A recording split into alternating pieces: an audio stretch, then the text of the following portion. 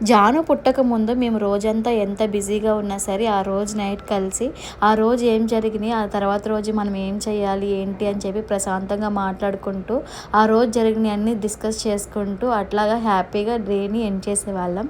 కానీ జాను వచ్చిన తర్వాత ఇంకా మా ఆనందం అనేది రెట్టింపు అయింది.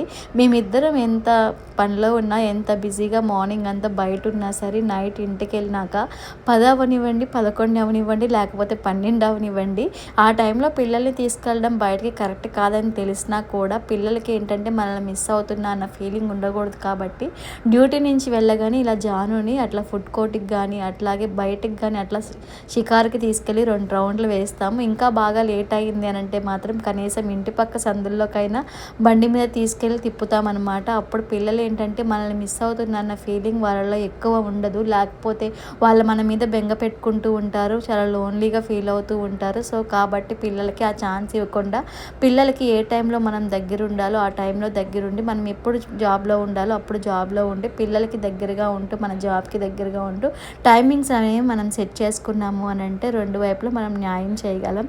ఇంకా ఈరోజైతే మేము డ్యూటీ నుంచి రాగానే అట్లా జానుని తీసుకొని ఫుడ్ కోర్ట్కి వెళ్ళాం. జాను బెలూన్స్ చూడగానే చాలా ఎగ్జైట్మెంట్గా ఫీల్ అయిపోయి చాలా హ్యాపీగా అనిపించింది దానికి. మనం ఇప్పుడు ఇంత కష్టపడేదే రేపు మన పిల్లల భవిష్యత్తు బాగుండాలని, వాళ్ళ సంతోషం కోసం. అలాంటి సంతోషం వాళ్ళకి ఇవ్వకపోతే ఎట్లా చెప్పండి? రేపటి రోజున వాళ్ళు సంతోషంగా ఉండాలి అని చెప్పి ఈరోజు వాళ్ళకి దూరంగా ఉంటే ఎట్లా? అందుకే సమయం కుదిరినప్పుడల్లా పిల్లలతో ఎక్కువ టైం స్పెండ్ చేయడానికి అయితే ట్రై చేయండి. ఇంకా ఈ వీడియో అంతే. Bye bye.